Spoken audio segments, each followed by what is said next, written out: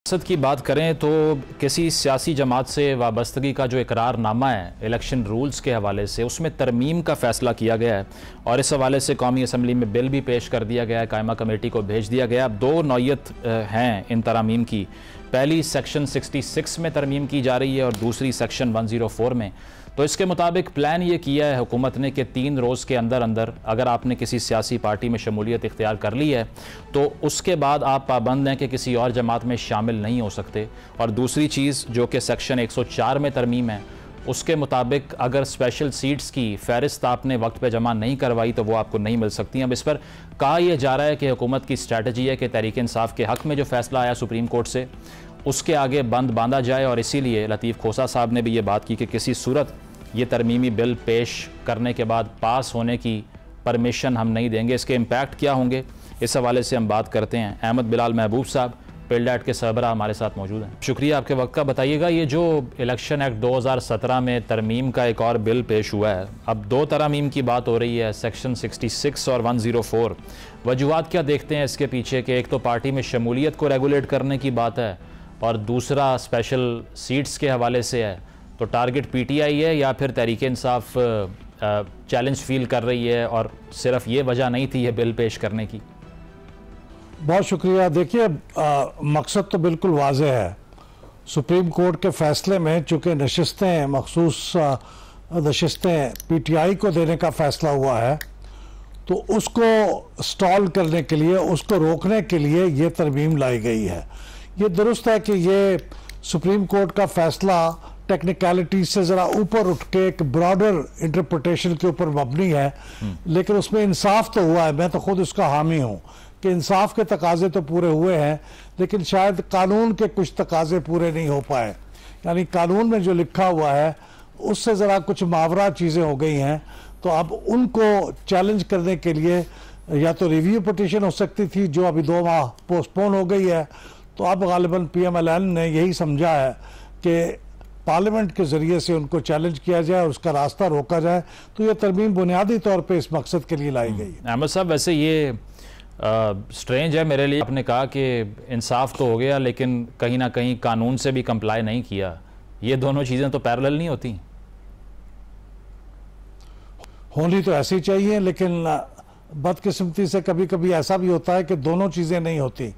यानी इंसाफ का तकाजा तो पूरा हो गया। मैं तो हमेशा ये कहता था कि टेक्निकलिटीज़ से उठ के फैसला करना चाहिए, क्योंकि टेक्निकलिटीज़ में उलझ जाएंगे तो फिर इंसाफ नहीं हो पाएगा। तो आप देखें कि सुप्रीम कोर्ट के अंदर भी जजों के अंदर 2 ग्रुप थे। एक ग्रुप था जो यही कह रहा था कि जो ब्रॉड इंटरप्रिटेशन करनी चाहिए और टेक्निकलिटीज़ में नहीं जाना चाहिए, और दूसरा ग्रुप कह रहा था नहीं, कानून के जो लेटर है उसको भी अहमियत देनी चाहिए। तो उसके नतीजे में जो ब्रॉडर इंटरप्रिटेशन का हामी ग्रुप था उसको मेजॉरिटी मिल गई, तो ये फैसला आ गया। लेकिन इसने सबको मुतमईन नहीं किया। सबको तो खैर कभी भी कोई चीज़ शायद मुतमईन नहीं करती, लेकिन एक पार्टी जो थी उसको एक मौका मिल गया कि वो कानून के अंदर ये जो उसकी पासदारी नहीं हुई, तो फिर उसका उन्होंने रिस्पॉन्स ये दिया है कि ये आपको फिर पार्लियामेंट के अंदर से उसका जवाब मिलेगा। क्योंकि देखिए, ये लिहाज से 2 इदारों के दरमियान उनका जो टर्फ है, जो उनकी जो एरिया है, उसके भी तहफ़्फ़ुज़ का मामला है। तो पार्लियामेंट ये भी समझ सकती है कि हमारी टर्फ में मुदाखलत की, उन्होंने कानून साजी कर दी जो कि हमारा हक था, तो अब हमें जवाबन कानून साजी करके उसका तोड़ करना चाहिए। तो अहमद साहब, ये सेक्शन 104 जो कि कहता है कि मखसूस नशिस्तों के हवाले से जो बात है, इसमें तरमीम करने का मकसद ये है कि अगर फ़हरिस्त नहीं दी तो स्पेशल सीट्स आपको नहीं मिलेंगी। ये लेजिस्लेट जब होता हो और हो जाए तो फिर सुप्रीम कोर्ट के फैसले का क्या बनेगा? हकीकत तो यह है कि ये कानून में पहले भी यही लिखा हुआ है कि हर एक को हर पार्टी के लिए लाजिम है, या हर उम्मीदवार के लिए जो स्पेशल नशिस्तों के लिए उम्मीदवार हो, कि वो पार्टी उसकी नशिस्त प्रायोरिटी लिस्ट दे और जो उम्मीदवार है वो अपने नॉमिनेशन फॉर्म जमा कराएं। इसकी बुनियाद होती है। लेकिन हमने मैं ये कोट करता रहा हूँ कि बलूचिस्तान अवामी पार्टी को जब 2019 में नशिस्तें दी गई थी खैबर पख्तूनख्वा की असम्बली में, तो उस वक्त उन्होंने तो कोई पहले नशिस्तें जमा नहीं कराई थी, लिस्टें जमा नहीं कराई थी। तो इसी तरह का ब्रॉड फैसला अभी करना चाहिए। तो जो हो गया है, लेकिन बहरहाल कानून में तो यही लिखा हुआ था, उसे अब ज्यादा रीइंफोर्स कर दिया है इस नई तरमीम के जरिए से। तो उसके बाद आपको लगता है कि कोई लीगली परसू करने की ऑप्शन तहरीक इंसाफ अगर लेती है तो ये लेजिस्लेशन भी डिबेटेबल बन जाएगी? अव्वल तो वैसे होना नहीं चाहिए, जिस तरह से आपने ही कहा है कि हर इदारे की, इंस्टीट्यूशन की एक बाउंड्री होती है, लेकिन तारीख कुछ और कहती है ना। यहाँ पे तो कॉन्स्टिट्यूशन रीराइट भी हो जाता है। मुझे तो कुछ उस तरह का माहौल बनता नजर आ रहा है जैसा इलेक्शन की तारीख के मामले में सुप्रीम कोर्ट की एक डायरेक्शन थी और फिर उसे इलेक्शन कमीशन ने और बाद में पार्लियामेंट ने मिलके उसको नाकाम कर दिया था और वो सुप्रीम कोर्ट की डायरेक्शन पे अमल नहीं हो सका था। तो मुझे ऐसा ही माहौल बनता नजर आ रहा है कि अगर सुप्रीम कोर्ट में अब ये चैलेंज भी हो गया, ये लेजिस्लेशन अगर पास हो जाती है, जो कि उम्मीद है कि पास हो जाएगी, प्रेसिडेंट उसे एसेंट भी कर देते हैं और ये प्रॉपर कानून बन जाता है, ये पर उसको चैलेंज तो जरूर किया जाएगा पीटीआई की तरफ से या किसी और जानिब से। लेकिन सुप्रीम कोर्ट क्या इसको कालादम करार देगा या इसके बारे में कुछ और कहेगा, ये अब कन्फ्रंटेशन का कुछ काम है जो चलेगा और उसके नतीजे में मुझे लगता है कि इस सुप्रीम कोर्ट के ऑर्डर के ऊपर अमल दरामद शायद मुश्किल हो जाएगा या कम से कम तूल खींच जाएगा।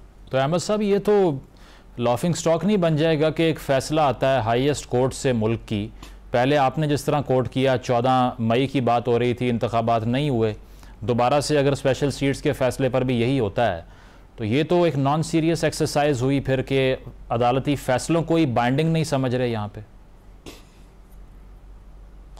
जी हाँ, बदकिस्मती से ऐसा हो रहा है।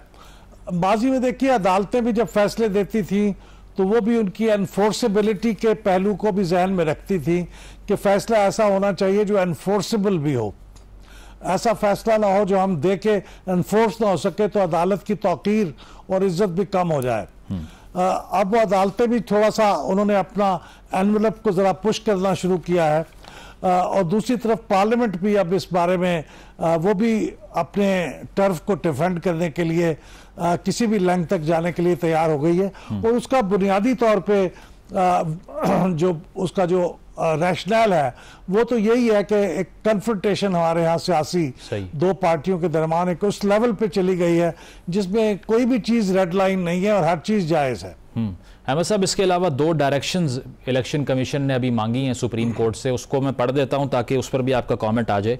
पहली ये है कि पीटीआई के दुरुस्त तंजीमी ढांचे की अदम मौजूदगी में सुप्रीम कोर्ट के हालिया हुक्म की रोशनी में पीटीआई की जानिब से अपने बयानात दर्ज करवाने वाले अरकान कौमी और अरकान सूबाई असम्बली की सियासी वाबस्तगी की तस्दीक कौन करेगा, यानी कि कौन उसको रेटिफाई करेगा कि इनकी पॉलिटिकल एसोसिएशन पीटीआई के साथ है।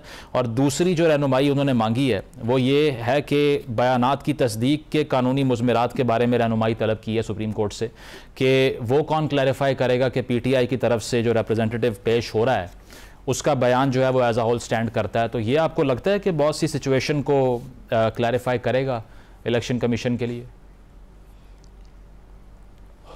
देखिए, अब मसला ये है कि ये बात तो सुप्रीम कोर्ट के फैसले में लिखी हुई है कि अगर आपको किसी चीज़ की वजाहत चाहिए हो, किसी अबहाम के बारे में कुछ चीज़ों को रिजॉल्व करना हो तो आप सुप्रीम कोर्ट के इसी 8 रुकनी ग्रुप के सामने आके अपनी एक्सप्लेनेशन चैम्बर में उसकी जवाब हासिल कर सकते हैं। तो इलेक्शन कमीशन ने उसी की रोशनी में ये अप्रोच किया है। लेकिन अब मामला ये है कि 8 रुकनी जो बेंच है वो तो इस वक्त मेरे ख्याल में पूरे का पूरा यहाँ मौजूद भी नहीं है। सही। तो अगर वो पूरा मौजूद ना हो तो चैम्बर में कौन इलेक्शन कमीशन के सवाल का जवाब देगा और वजाहत देगा, और अगर चंद जज इसका जवाब दे देंगे 8 की बजाय तो क्या वो वैलिड होगा या नहीं होगा। तो ये बहुत मसाइल पैदा हो गए हैं। उसकी बुनियादी वजह यह है कि सुप्रीम कोर्ट ने ये मेहरबानी नहीं फरमाई कि वो इसका तफसीली फैसला भी जारी कर देते और ये रिव्यू पिटीशन का भी फैसला कर देते छुट्टियों पे जाने से पहले। 2 महीने की तातीलात के अंदर उसको लटका दिया। मेरे ख्याल में ये दुरुस्त तर्ज अमल नहीं था और ये सुप्रीम कोर्ट को ये फैसला करके जाना चाहिए था। अब इस अबहाम के अंदर ये लटकी हुई चीज़ें हैं, इसके अंदर फ़ायदा उठाया PMLN ने और इसकी लेजिस्लेशन कर दी है, तो जाहिर है अब उसके बारे में सुप्रीम कोर्ट का फैसला मेरे ख्याल में बैकग्राउंड में चला जाएगा। जब तक सुप्रीम कोर्ट आके फिर इस मामले को इसको टेकअप ना करें। ठीक है, बहुत बहुत शुक्रिया। अहमद बिलाल साहब हमारे साथ मौजूद थे। उनका कहना था कि ये जो इंस्टीट्यूशनल कन्फ्रंटेशन है ये प्रोलॉन्ग होती दिखाई दे रही है, तवालत पकड़ती दिखाई दे रही है। उसकी वजह है कि हुकूमत स्पेशल सीट्स के मामले में सुप्रीम कोर्ट का फैसला आने के बावजूद अपनी पोजीशन छोड़ने पर तैयार नहीं है।